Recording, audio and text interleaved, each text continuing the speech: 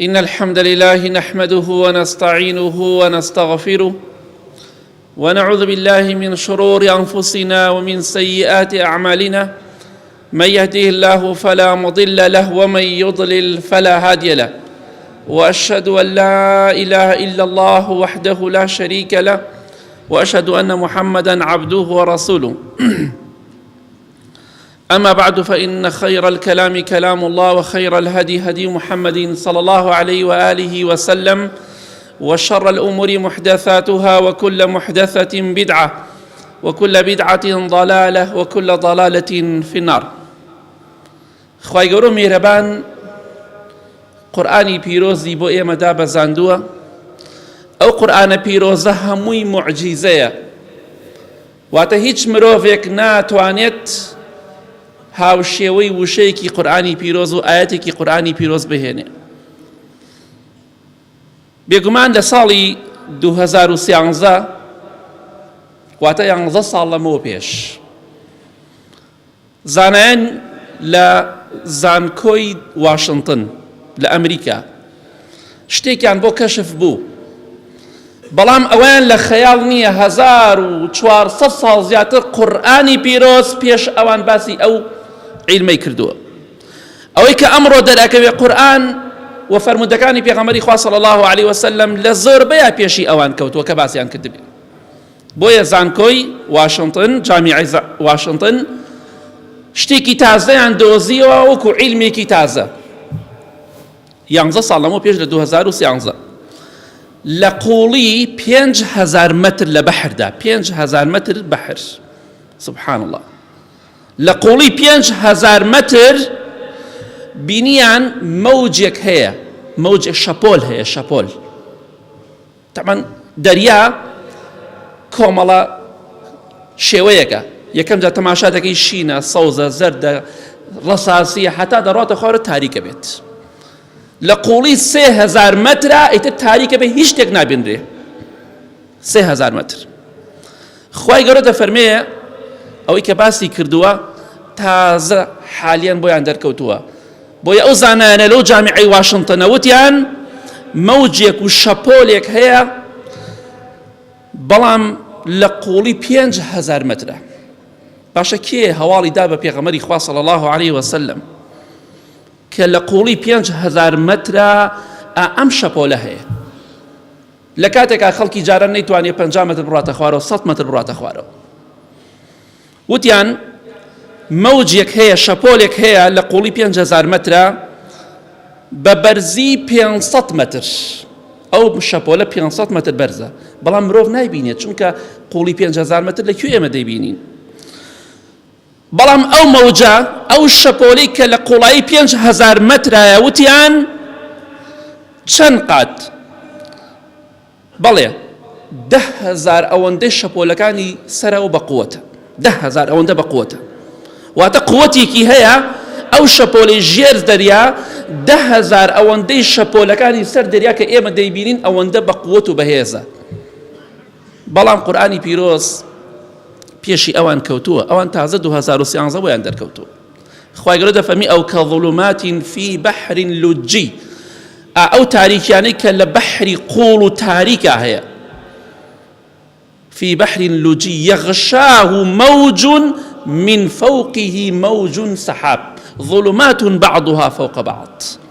خوای گەورە دەفەرمی ئەو شەپۆلانەی کە ئێوە دەیبینن لە ژێر ئەوانەشەوە شەپۆلی تر هەیە، شەپۆلی دەریاکان هەیە، شەپۆلی بە قووەت و بەهێز هەیە.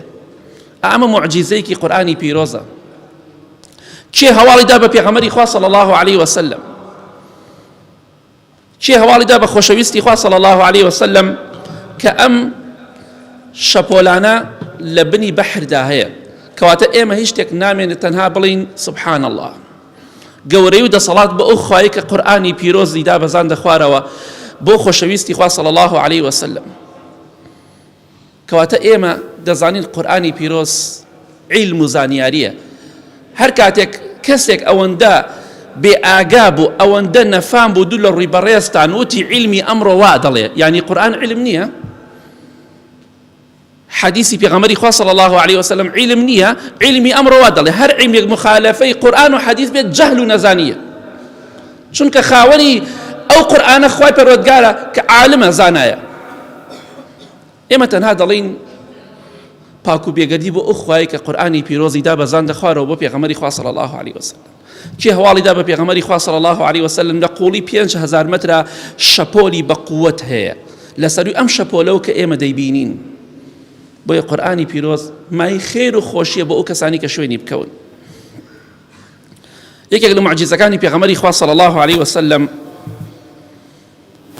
ئەوەیە کە معجزەی پێغەمبەری خوایە صلی الله علیه وسلم، بەڵگەیە لەسەر کە خۆشەویستی خوا پێغەمبەری خوا بووە صلی الله علیه وسلم. لە حەدیثێکی صحیحی ئیمامی بوخاری مسلم داهاتووە، ئیمامی سعد ڕەزای خوای لێبێ دەفەرمێ لە ڕۆژی غەزای ئوحودە دەفەرمێ لای ڕاستی پێغەمبەری خواوە صلی الله علیه وسلم پیاوێکم بینی، لای چەپی پێغەمبەری خواوە صلی الله علیه وسلم پیاوێکم بینی جەنگیان ئەکرد لەگەڵ خۆشەویستی خوادا صلی الله علیه وسلم لەگەڵ کافرەکانە دەجەنگان، بەڵام ڕاست و چەپی پێغەمبەری خوایان گرتبوو صلی الله علیه وسلم. دەفەرمی ئەم دوانە دوو پیاوبن جلی سپیان لەبەرا بوو، بەڵام جەنگێکیان دەکرد دیفاعێکیان لە پێغەمبەری خوا کە صلی الله علیه وسلم هیچ کەسێکم نەبینی و ئەو دیفاع بکات، بەڵام ئەو دوو پیاوە قەت لەوە پێش نەمبینیوە دوای ئەوەش نەیانم بینی. ئەزانی کێ بوون؟ جوبرەئیل و میکائیل بوون سەلامی خوایان لەسەر بێ. ئەو دوو مەلایکە بەڕێزە سەلامی خوایان لەسەر بێ لەسەر شکل و شێوەی دوو مرۆڤ کە سەحابەکان کەس ئەو مرۆڤانیان نەبینیوە بە دوو جلی سپیەوە هاتنە خوارەوە لە ڕاست و چەپی پێغەمبەری خوا وەستان صلی الله علیه وسلم بۆی بیپارێزن، چونکە لە غەزای ئوحودە وتیان خۆشەویستی خوا کوژراوە صلی الله علیه وسلم. سەحابەکان زۆر بێتاقەت بوون، هەندێکیان تاقەتی شەڕیان نەما، جەنگیان نەما، چونکە مصعب ڕەزای خوا لێبێ کە شەهید کرا زۆر لە پێغەمبەری خوا دەچوو صلی الله علیه وسلم. ئەوە معجزەی پێغەمبەری خوایە صلی الله علیه وسلم. یعنی کە سەحابەکان بۆ ئێمە باس دەکەن ئەم دوو پیاوە بەڕێزە کە دوو مەلایکەن، میکائیل لەگەڵ جوبرەئیل سەلامی خوای لەسەر بێ هاتوونەتە خوارەوە بە فەرمانی خوا بۆی دیفاع لە خۆشەویستی خوا بکەن صلی الله علیه وسلم. بۆیە خوای گەورە سەرکەوتویانی کرد لە هەموو جەنگەکانە، ئەوەی شەهید بوو سەرکەوتوو بوو، ئەوەی شیمە هەر سەرکەوتوو بوو، چونکە خوای گەورە کۆمەڵی ئاەتی دا بەزاندە خوارەوە دەربارەی ئەوان. ئەمە معجزەی پێغەمبەری خوایە صلی الله علیه وسلم کە مەلایکی خوا دیفاعی لێ دەکات. ئەگەر ئێمەش دیفاعی لێ نەکەین خوای گەورە دیفاعی لێ دەکات صلی الله علیه وسلم. یەکێتر لە معجزەکانی خۆشەویستی خوا صلی الله علیه وسلم کە لە حەدیثێکی صحیحی سونەنی ئیمام ترمذی هاتووە، بەڵێ پیاوێکی دەشتەکی و ئەعرابی و لادیەیی خەڵکی دەشت بوو، هاتە خزمەتی پێغەمبەری خوا صلی الله علیه وسلم، مسلمان نەبوو. وتی ئەی محەممەد صلی الله علیه وسلم من چۆن بزانم تۆ پێغەمبەری خوای صلی الله علیه وسلم؟ بەڵگەم پیشاندە، شتێکم پیشاندە کە بزانم تۆ پێغەمبەری خوای صلی الله علیه وسلم. خۆشەویستی خوا صلی الله علیه وسلم دار خورمایەکە بوو، فەرمووی ئەگەر من ئەو لقەکە خورماکەی پێوەیە ئەگەر ئەو لقە بانگ بکەم لقەدارە لە دارەکە بێتە خوارەوە بێ بۆ لای من و دووبارە بگەڕێتەوە بۆ شوێنەکەی خۆی شایەتیم بۆ دەیکە محەممەد پێغەمبەری خوایە صلی الله علیه وسلم. فەرمووی بەڵێ. پێغەمبەری خوا فەرمووی صلی الله علیه وسلم ئەی لقەدارەکە کە خورمات پێ وەرە، ڕێک بە فەرمانی خوا معجزەی پێغەمبەران جیاوازە سەلامی خوایان لەسەر بێت، چونکە حەق و ڕاستیە، بەڵام ئەوەی ساحیرەکان دەیکەن تەنها درۆیە. کەروێشکێکت بۆ دروستەکە بەڵام کەروێشکەکە ناتوانانی سەری بڕی بیخۆی، کۆترێک دروستەکە بەڵام ناتوانانی گۆشتەکەی بخۆی، بەس تەنها لە بەرچاوی تۆیە، ڕاستی نییە. بۆیە ئەوە جیاوازی نێوان معجزە و سحرە. معجزە ڕاستیە، حەقە، بەس سحر تەنها لە بەرچاوی تۆیە. ئەگینا کەروێشکێکت بۆ دروست ناکە گۆشتێ بۆ بیخۆی، شتیوان نییە، بەس لە بەرچاوی تۆیە. خوای گەورە فەرمێ سەحەڕوا ئەعیونا الناس، ئەوان سحر لە چاوی خەڵکەکەن، تەنها سحرەکە لە بەرچاوی تۆیە، ئەگینا لە ڕاستیە هیچ ڕاست نییە ئەو شتانە. پێغەمبەری خوا صلی الله علیه وسلم بانگی لقەدارەکەی کرد، ئەو لقەدارە بە فەرمانی خوا چۆن ئاوا بەم شێوەیە هاتە خوارەوە لە دارەکە هاتە خوارەوە هاتە بەردەمی پێغەمبەری خوا صلی الله علیه وسلم. پاشان پێغەمبەری خوا فەرمی صلی الله علیه وسلم بگەڕێرە بۆ جێگای خۆت. لقەدارەکە گەڕایەوە بۆ جێگای خۆی، چووە قەت دارەکە و نووسایە دارەکە.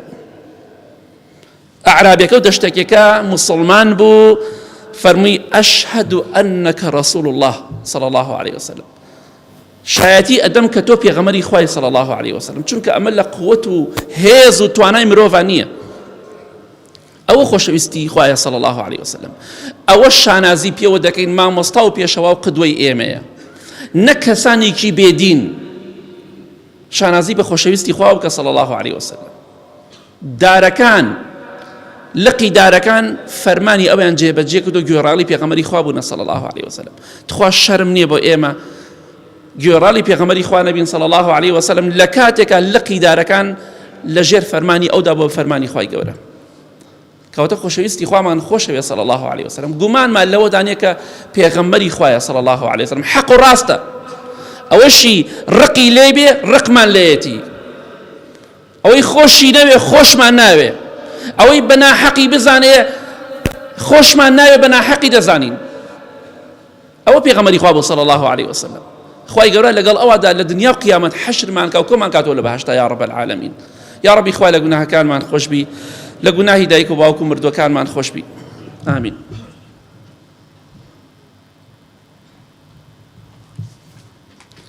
الحمد لله والصلاة والسلام على رسول الله وعلى آله وصحبه ومن والاه.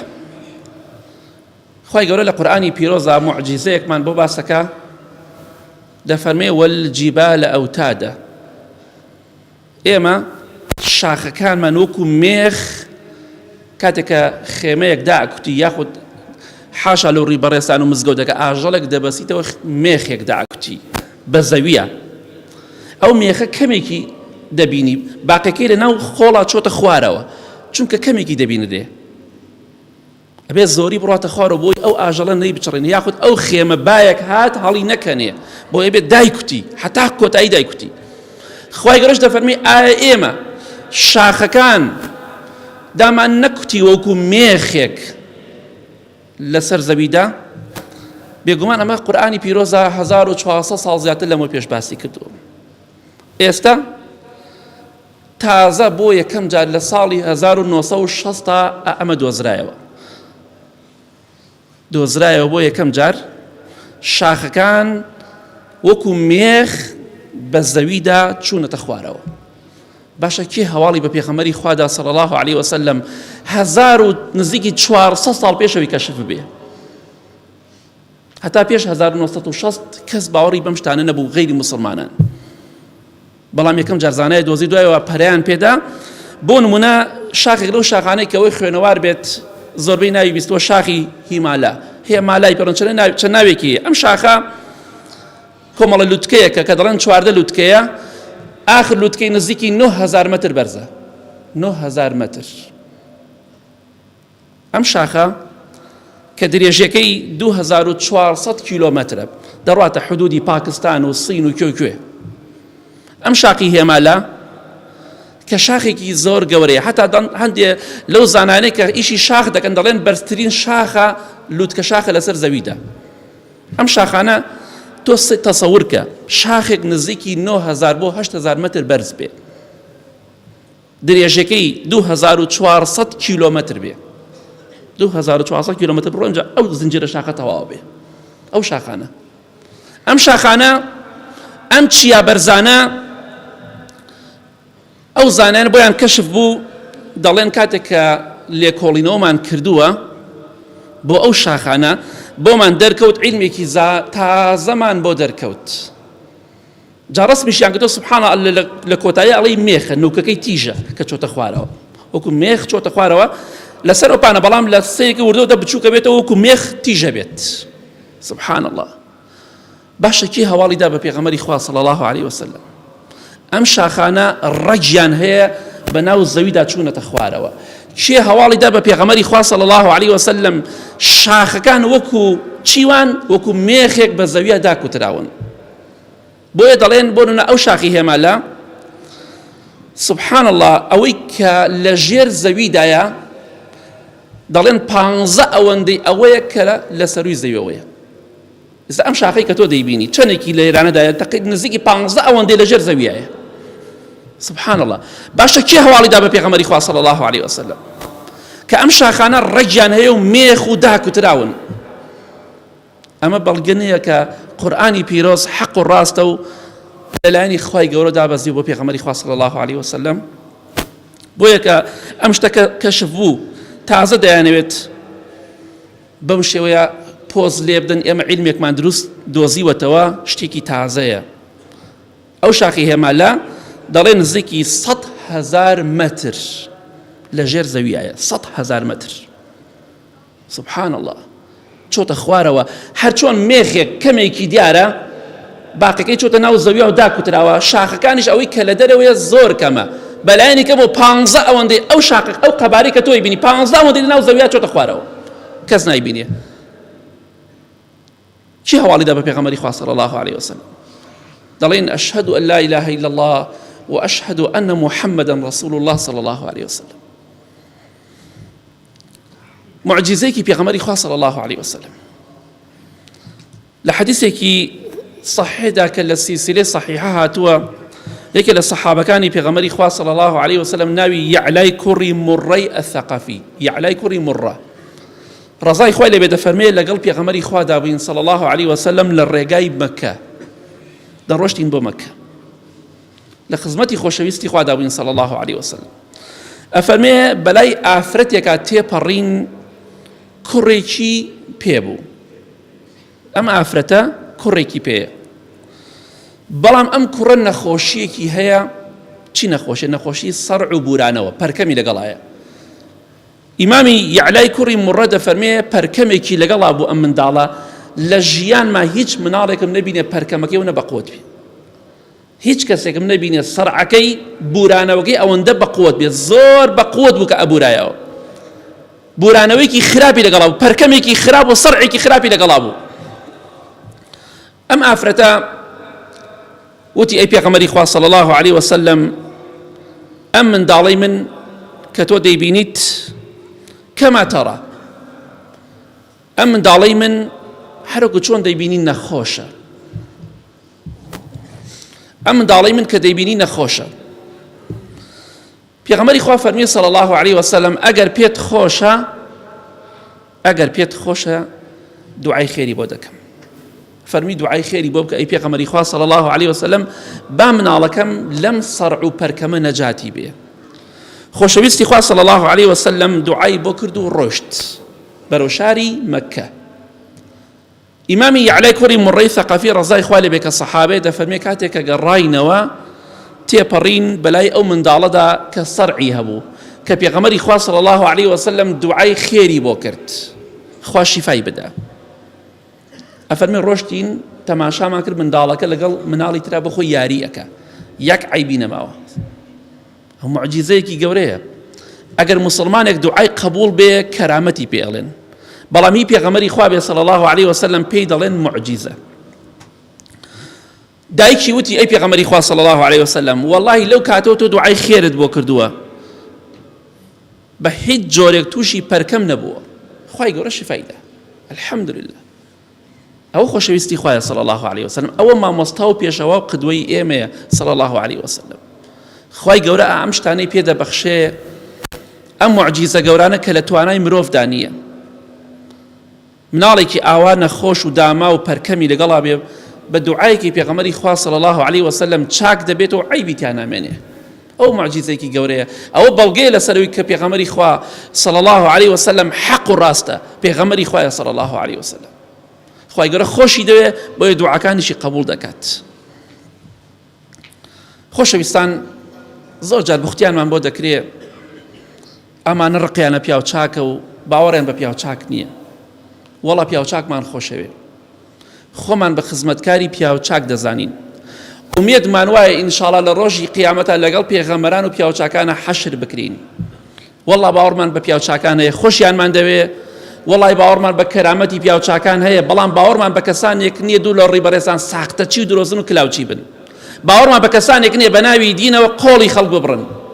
باوەڕمان بە کەسانێک نییە و بە کەرامەتی نازانین کەسانێک خەڵکی سەژدەیان بۆ بەرێ و دەست و قاچیان بلێسێتەوە. ئەوە کەرامەت نییە لای ئێمە. پیاو چاکان پێڵاویانە سەر سەرمانە، پیاو خراپانیش ئیعترافیان هەر پێ ناکەین، کەرامەتیشیان نییە. ئەو کەرامەت نییە ئەوان پێڵن کەرامەت، نەخێر کەرامەت ئەوە نیە، کەرامەتی شەیتانە. یەکێک لە سەحابەکانی پێغەمبەری خوا صلی الله عليه وسلم پێش ئەوەی شەهید بێ بۆنی بەهەشت دەکات. ئەمە کەرامەت، چۆن باوەڕمان پێ نییە؟ لە حەدیثێکی صحیحدا هاتووە لە صحیح بوخاری مسلمدا، ئیمامی سعدی کوڕی معاذ ڕەزای خوای لێبێ گەیشتە ئیمامی ئەنەسی کوڕی نەضر، یەکێکە لە حەفتا شەهیدەکەی ئوحود. ئیمامی ئەنەس ڕەزای خوای لێبێ، ئەنەسی کوڕی نەضر دەفەرمێ کە مامەی ئەنەسی کوڕی مالیکە ڕەزای خوای پەروەردگاریان لێبێ.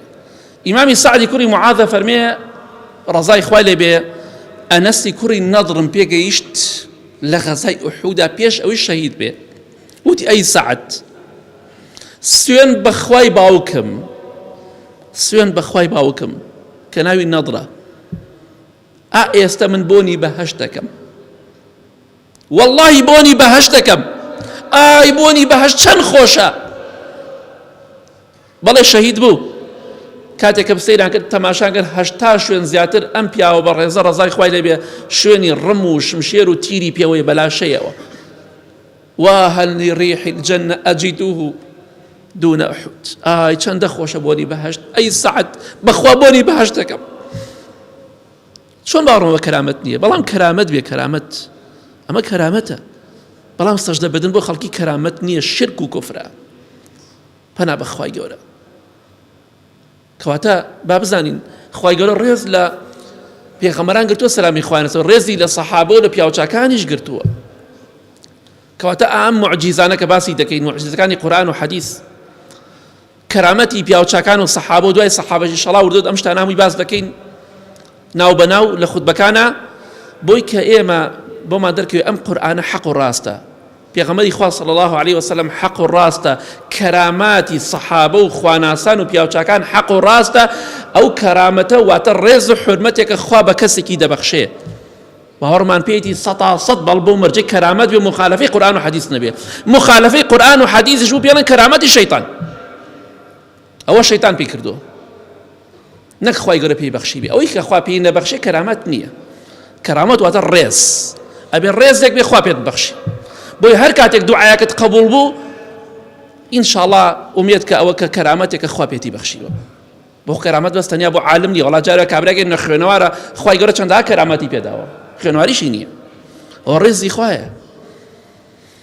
اللهم اغفر للمؤمنين والمؤمنات والمسلمين والمسلمات الأحياء منهم والأموات من أهل السنة والجمعة والجماعات.